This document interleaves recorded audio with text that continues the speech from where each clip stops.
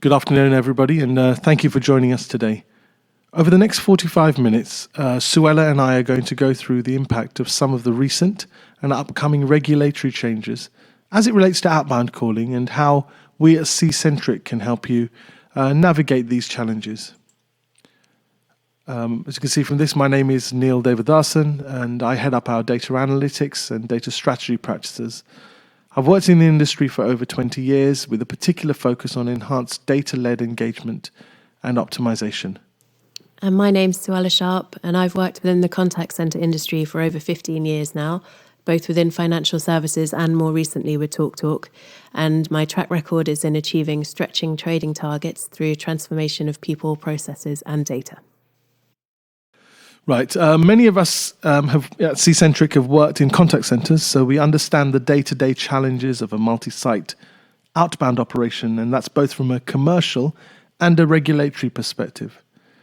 Now, the nature of our business also means that we've formed strong working relationships with many of the regulatory bodies, and this helps us keep our services aligned with commercial, operational, and regulatory requirements. So here we've listed some of the agencies that we work with, or we've worked with to date. We act on behalf of our clients to take responsibility for the data management of their partner agencies, and this includes the management of things like the distribution of call files between partners and agencies, the management of return files, and the analytics of their data.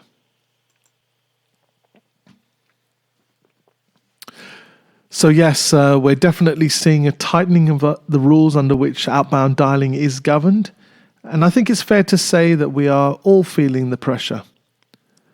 So let's stop and take a quick look at some of the more recent changes. Okay, let's start with Ofcom. As you will be aware, Ofcom updated their regulations in March 2017. Now, we're not going to go into all the details line by line now, but I just wanted to draw your attention to a few key areas. So, firstly, Ofcom fines have increased from a maximum of £500,000 to £2 million. Then there's the removal of the 3% abandon rate threshold and a zero tolerance on silent calls. Now, the removal of the 3% rule doesn't indicate a slackening of regulations. According to the DMA, no abandoned call is compliant, and Ofcom can take action even if one call is made against the rules. Really, everybody should be looking at ensuring that abandoned calls are reduced or ideally eliminated. Working toward anything other than a zero tolerance policy could possibly be viewed by Ofcom as persistent misuse. Then there's agent-generated silent calls. Now, these might not be picked up by your dialer, so you need to be extra careful to monitor potential rogue behavior. Now, in the case of an abandoned call, you must give the following information to a consumer in their recorded message. You must have a clear identification of the caller, a clear explanation of the reason for the call, an option, a low-cost option to a return call option, and you must not present any sales or marketing messages. Now, any error in that message will result in the call being determined as silent. Now, organizations must retain and provide detailed call record history, not just reports for 6 months. And if you can't supply that at the initial stage of the inquiry, then A, you have signposted to Ofcom that you are not compliant in one key area, and B, it makes it more likely that they're going to probe a little bit harder. Now, if an abandoned call has been made to a particular number, any repeat calls to that number in the following 72 hours may only be made with the guaranteed presence of a live operator. And then there's no change in the DMA guidelines with relation to calling. The DMA still advises a maximum of 3 non-contact attempts be made per day. We often ask what we can do if we have both a landline and a mobile number, but the total is still 3. 3 to a consumer, not to a number. So the overall message then is that you must run a tight ship. Vigilance is the name of the game. And as we have already mentioned, all detailed call event records and all data relating to the call, including, for example, consent and source, must be retained for 6 months, not just aggregate reports and voice recordings. This quote from Aram sounds this up perfectly. Regardless of how regulations change or not in the future, you need to be asking yourself and your teams if they are compliant. And if they say yes, can you or they prove it? So since the changes to the law in April 2015, it has seen an increase in both focus and activity from the ICO within the outbound channel. So the removal or the removing of the substantial distress clause, meaning that it no longer has to be proved, means that it is now far easier to impose monetary fines against companies that break the law. And as I'm sure you're aware, these fines can be as high as £500,000 for a serious breach. If we look at this chart, before April 2015, the ICO issued circa £300,000 worth of fines. Then, between April 2015 and December 2016, £2.7 million worth of fines were issued. And in 2017, as of the 21st of September, the ICO has already issued fines of £3.1 million, with 610,000 of those in the last week. As of August 2017, the ICO had 177 live cases under investigation. It's not just the fine. Every inquiry letter alone means 3 to 4 months worth of work for you. And it doesn't stop there. In 2016, the charity sector came into focus, with 13 charities being fined for breaches of the Data Protection Act. Collectively, they were fined £181,000 for offences including trading personal details with other charities, piecing together personal information from other sources, and teleappending. The new UK Information Commissioner, Elizabeth Denham, stated, "Just because an activity hasn't been fined in the past, don't think that it won't be in the future." So, to ensure that you and your businesses are compliant, you will need to evidence that you have taken full responsibility for the end-to-end TPS screening process. And if your customer number is not on a TPS file, you still have to evidence consent to call. Remember, consent is key. That you have effective processing of opt-outs and DNCs. Do you have measures in place to ensure data security at call centers? Remember, managing data might not be your direct responsibility, but you will have to deal with the consequences if it is misused. So the biggest change in data protection regulation is GDPR, and it comes into force from May 2018. With GDPR, there will be a 40-fold increase in fines, and that's up from 4%. That's up to 4% annual turnover, or 20 million euros, whichever is higher. But that's just the consequence of a breach. The reality is that this should not impact any of us if we are prepared and diligent. Now, GDPR is a huge subject, but I'm going to take you through some of the key issues that will affect outbound calling. So today I'm going to look at this from an acquisition and customer marketing perspective. Let's start with acquisition calling. There are 3 types of data sources. There's lead data, list, and affinity data. We need to check the consent of any data source. Now, the ICO says we must be more specific, clear, prominent, unbundled, and it has to be an active opt-in. And it has to be clear what the data is being used for and by whom.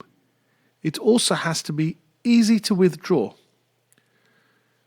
You also have to make sure that the consumer understands all the parties that are likely to contact them and how they will be contacted and for what purposes they will be contacted. With all data, You cannot ask for a general non-named third-party consent. Your name has to be referenced as the calling party. Now, the ICO is looking to give more clarification on this subject going forward. Older data is a different challenge. If you plan to recontact old customers, so for a win-back campaign, or use data from a previous campaign, then you have to consider the scope of the original consent for that individual and the individual's expectations. The wording in GDPR legislation is vague, but the ICO recommends refreshing consent every 2 years.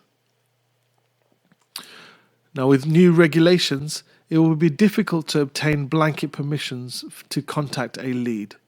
We would expect that acquisition volumes will fall, so we strongly recommend scripting repermissioning into your calls. This should allow you to retain a proportion of your leads for future activities.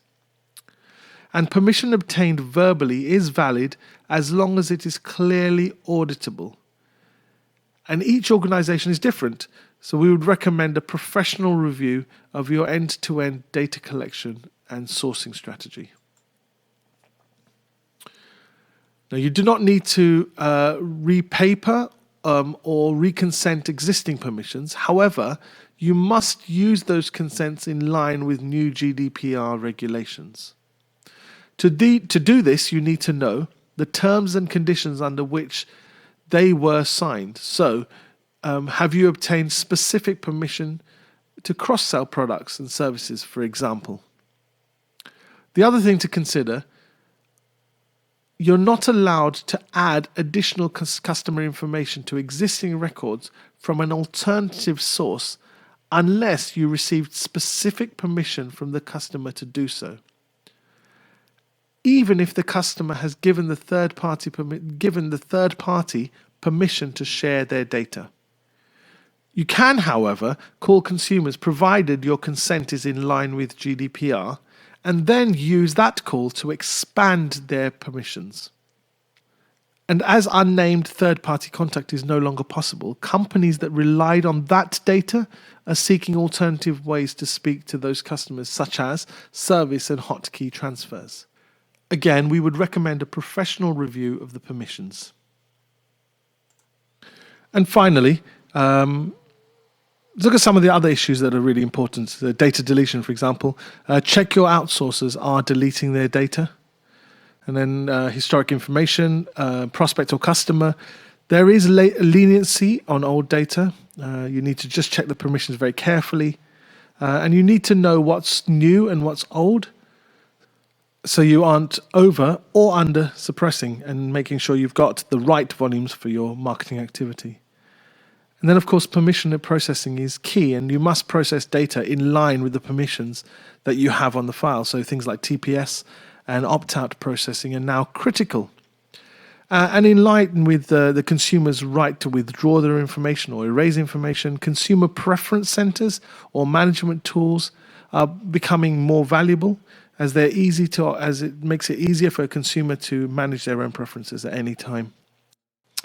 Then there's a school of thought that SARs, or subject access requests, might become the next target of professional litigants who will look for large settlements to avoid company GDPR complaints. Now, under GDPR, the SAR has to be delivered in under 30 days, and it must be free of charge. Now, there is some dispensation for more complex SAR requests, but you have to ask yourself, are you able to fulfill these requests? Have you got information on your outbound calls, all your transcripts, all the information on your inbound and outbound calls? And that's for you and your partner agencies, and this needs to be easily compilable. As you can see on this slide, this is a selection of the regulatory bodies who are looking to crack down on persistent offenders. Now, I think one of the most interesting things is that the Ministry of Justice is listed here, and they have actually floated the idea that in some cases of a breach, a director of a company could become disqualified. And this is outside of company insolvency. So, potentially, it's not just fines that you need to worry about. It could come down to individuals. And the big thing to note here is that those bodies are joining forces to make sure that nobody falls through the gaps. And this can be seen most clearly through a new collaborative task force called Operation Linden, which is hosted by the Department of Media, Culture and Sport. And they last met in May 2017. And here's a quick note from them stating that they're ready to maximize enforcement opportunities against individuals, organizations, or companies who breach legislation. I think nobody can be complacent. And I think the challenge for the outbound world is, in this day and age, the scale and complexity of operations can be huge. What you can see here is one such example within the energy industry. And what really jumps out is the multitude of different touch points with so many areas where there's potential for something to go wrong. And in these situations, we really place a lot of trust in a variety of locations and organisations that all the processes that have been set up are running correctly and as they should be. And I think many of us will remember the £8.4 million FCA fine that was handed out in 2014 for mis-selling. And that was because the company had poor systems and controls and inadequate oversight of the outsourcing companies. And you can see with these large-scale operations and subsequent high call volumes how this can easily happen. In reality, there could be any number of people running the dialer, certainly more than one if multiple partner agencies are used. And there's always the risk of foreign data being sourced, which potentially hasn't gone through the correct processes. And to go with this large volume, of course, you have the agents, whose individual activity could be swallowed up in overall numbers, but they could still be causing breaches. But it sounds all a bit doom and gloom. Remember, outbound is still a strong and effective channel. All these changes mean is that there are some new actions you need to put in place so that you can safeguard yourself. And in fact, some of the latest technology available actually provides solutions to some of these challenges. These are our recommendations of things that you should be thinking about. So firstly, it's worthwhile doing a full audit of your partner agencies. In the nicest possible way, don't trust what you're being told, go and check for yourself. So the things you want to be looking at are who's doing the dialing, what happens when they're on holiday or off sick, is there consistency in approach and understanding, are all partner sites aligned in thought?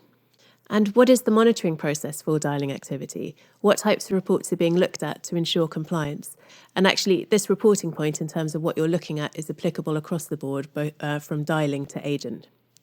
And then agent training. Again, is it consistent and continuous across sites and teams? And then thinking about agent behaviour, not just as a whole, but right down to individual level. Are they all behaving as they should? Ideally, you'll want to be monitoring agent behaviour in a detailed 360-degree fashion to identify any patterns that may cause concern. And this is on a daily basis, not just weekly. And as I said, this should be at an individual level so that misbehaviour isn't hidden amongst the larger numbers. So the things to be on the lookout for are agent silent calls, over-dialing, or any behaviour really that you think is likely to cause complaints. And the key is to spot this behaviour and act fast. Going back to our earlier point, review and put in place GDPR data processing safety checks. So, are you confident about the TPS and DNC processing? And is the return of opt-outs to head office robust and timely? And thinking now about the increased focus with GDPR, you should be reviewing your consents for GDPR within your outbound data, reviewing that your recycling rules are compliant in terms of your rested data, and checking that the records being dialed by your partner is what you expect without any foreign data. And just as a final point on this, with these recent changes and the increase in fines, our advice is that you review the insurance level of your providers. And actually what we found is that some of our clients have upped their indemnity levels to between 5 and 10 million. And we also recommend that our partners take out cyber liability and data protection insurance. And this is really to cover the cost of hacking incidents or compensation to customers, for example, free credit reports, in the event of any criminal activity. And this would mean that the costs would be covered, leaving the agencies to continue with their work. Now, our response was to design a solution to help address some of these challenges. As we have explained, a regulatory breach could come out of the blue. A team of agents, for example, within an offshore centre who decide to covertly mis-sell, or a back office data screening process that breaks. Or a holiday cover dialer manager who misdials out of over-enthusiasm.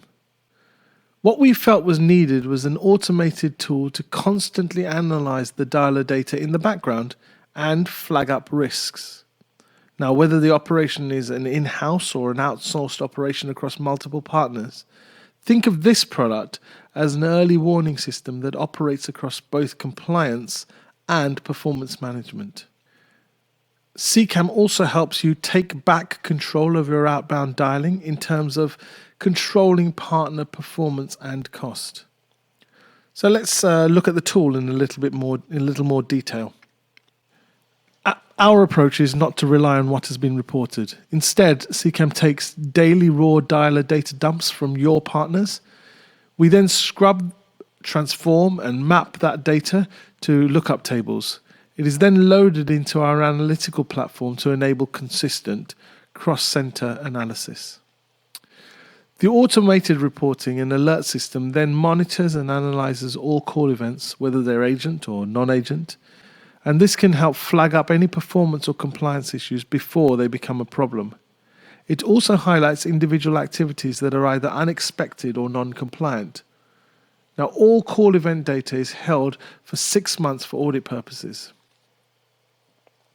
Whilst you focus on your commercial and trading challenges, CCAM works in the background, monitoring against the 3 primary compliance and performance concerns of any outbound calling practice. Now, these concerns are dialer compliance, data compliance, and agency or agent performance. It also gives you a complete view of all activities across all agencies without having to rely on agency reports. Thanks, Neil. So that's sort of all the complicated stuff that happens in the background. But what you see now is how you will see it in real life, if you like. So the system really works on 2 separate levels. Firstly, as Neil mentioned, it trawls through all of the data to monitor and alert you of any potential issues. And secondly, it generates easy-to-read reports which allow you to drill down into those potential issues so that you can investigate and act fast. And so every morning, you can receive a quick snapshot of the previous day's performance, allowing you to know immediately where you should be focusing your attention. And it really is a complete overview of all agency, campaign, or agent activity, which you can then click into to get more information. And you can see this example is showing an alerts for, amongst other areas, overdialing and abandoned calls. So let's select the first alert here for overdialing. And what I will say here is that these are true report examples, but to make sure that we're compliant, we have changed or deleted some of the information. So if we click in, we can see the top 2 numbers have potential overdialing breaches. Let's select one. And the alert has been generated here for 2 reasons. So the first breach contradicts the DMA guideline of a max of 3 non-contact attempts per day. As you can see, on the 20th, this number was dialed 7 times and then a further 5 times on the 23rd. And as well as this, there is an alert due to abandoned calls. So we can see that the first occurred on the 21st and the second on the 23rd. And what this potentially shows is a lack of adherence to the rule of the manned callback within 72 hours. We're going to look at specific abandon rate reports shortly. But for now, let's go back and click into the second number that's been highlighted for potential non-compliant behaviour. And again, we can see that this has been flagged for 2 reasons. Firstly, it looks like we might have an overzealous agent chasing a sale. You can see that following what we assume to be a correctly coded scheduled callback, there are a further 4 every hour from the same agent on one day. And this agent is persistent because on the following day, there are another 3. But unfortunately, it doesn't end there for this poor customer because, and this is the reason for the second alert, we can see that the number has also been dialed by another agency. How they obtained this number, we don't know. It could have been inbound, lead gen, recycled. We can't be sure. But what we can do is flag it up to make sure that it can be investigated. And we've touched on this external data point before, but just to reiterate, we must remember that any data that's come from a separate source has the potential to be non-compliant. Now, let's return to the overall dashboard and select the abandoned call rate alert.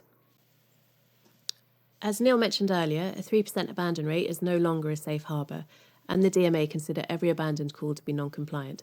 And remember that Ofcom can take action against just one abandoned call. So although this report shows a 0.63% rate for the acquisition campaign in the last 24 hours, the actual count is over 140. And similarly, at a campaign level, the abandon rates are less than 1%. But with the granular detail of this report, you can see that Agency 2 crept up to over 3% in the last 24 hours. So this report really shows there's nowhere to hide. I'm going to move now a little bit from data compliance to more of the data performance side. And if we think again about the potential scale of outbound operations and how it's often split across many agencies, and within those many agencies, many different teams, it can be almost impossible to keep on top of how the data is running and which agency is using it best. And I think we all know data is often at a premium, and the quality and quantity can vary from month to month.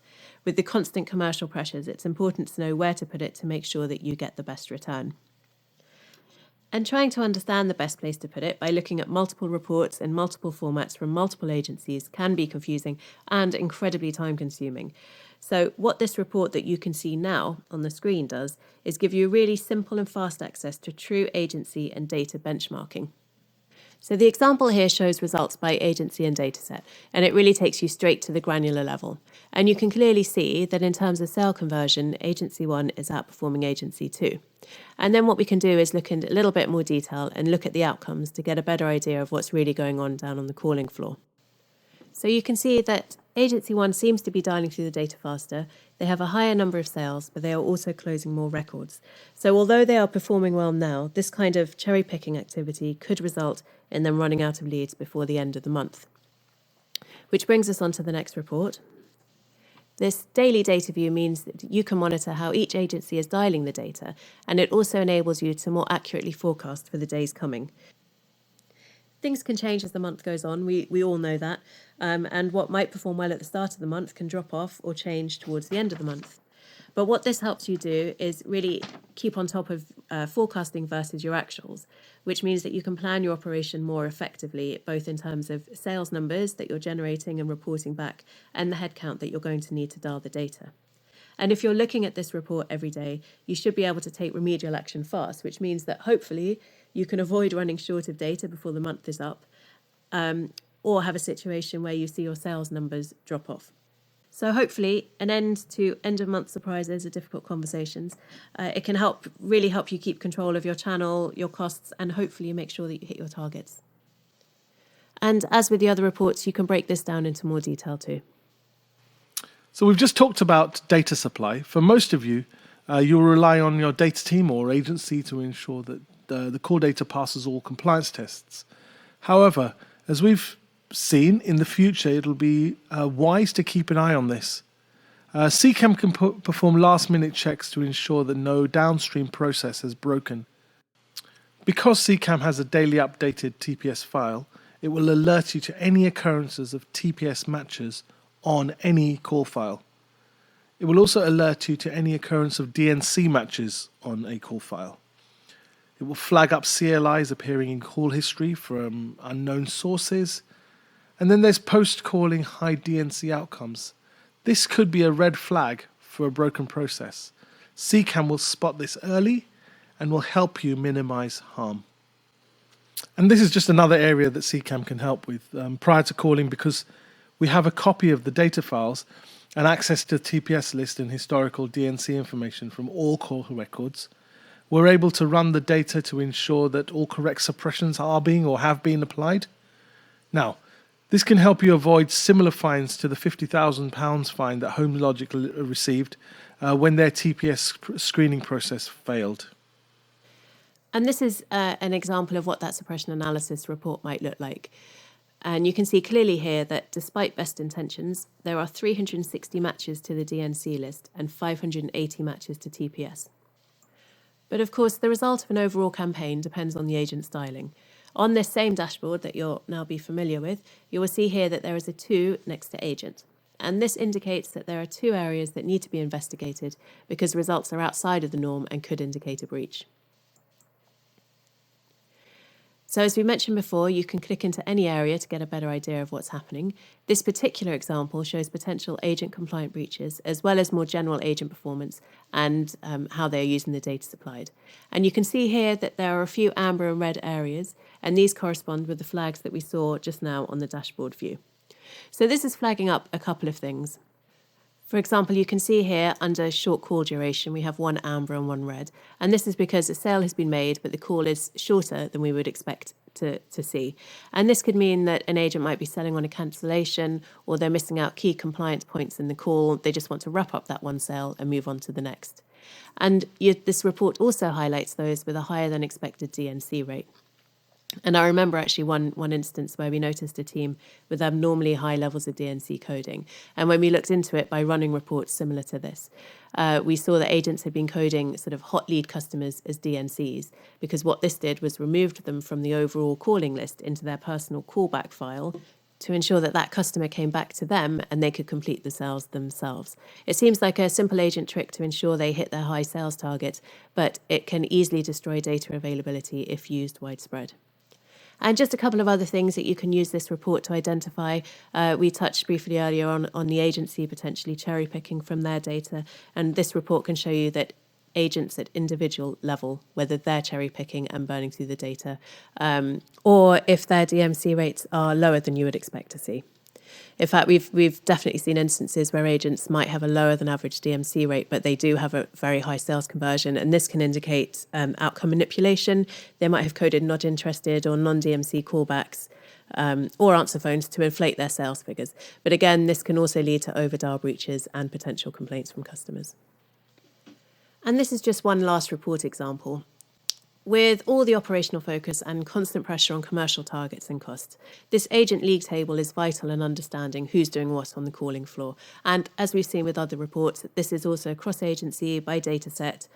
Really, you can customize the data as you like. So we've ranked this particular example by sales conversion, and it's obvious when you rank it in this way to see which agents are bringing down the overall results. And this allows you to quickly identify agents who either need additional training or managing off the campaign into a different area. And you can identify, as well as the highest quartile, so you know who your best performers are, you can identify the lowest quartile across multiple sites. I remember just one instance, we had a particular client who used a report exactly like this one, and found that their bottom quartile was achieving a 53% lower sales rate than average. And if you think back to these large-scale operations, huge volumes of data, huge volumes of agents, this 53% lower sales rate could mean a really high volume of lost sales and wasted data, and nobody wants to be responsible for that. So the major benefit of adopting this compliance approach is this ease of implementation. The CCAM solution is a cloud-based software as a service solution. We simply configure the system to work with your outcome mappings, dialer rules, and alert thresholds. There's no change to any of your contact center processes and systems. We just pick up the raw dialer data and data dumps, and CCAM does the rest.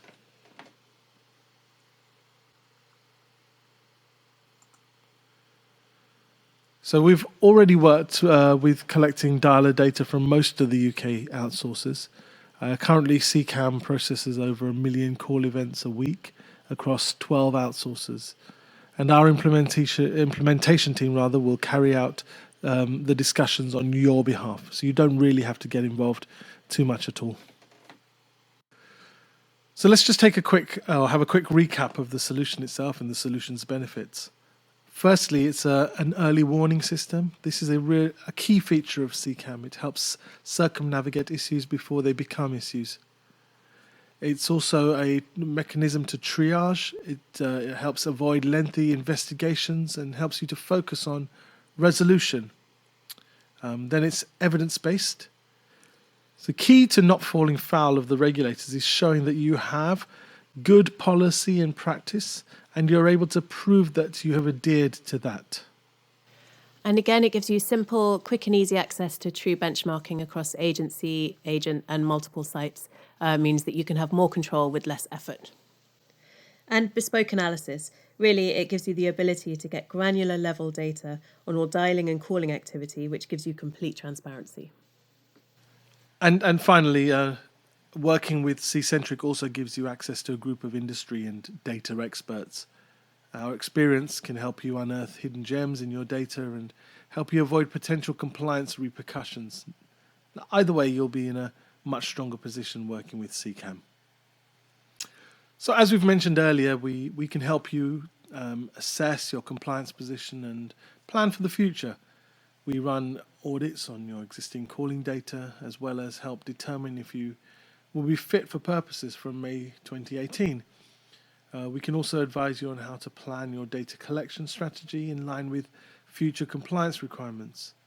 Let us know if you would like us to meet up with you and discuss how we would be able to help you with this going forward. And we would welcome the opportunity to share CCAM with you in more detail. We can either discuss how it will work for you and or give you a live demo. So let's just take this opportunity to stay ahead of the compliance curve and avoid investigations and maybe avoid some potential fines.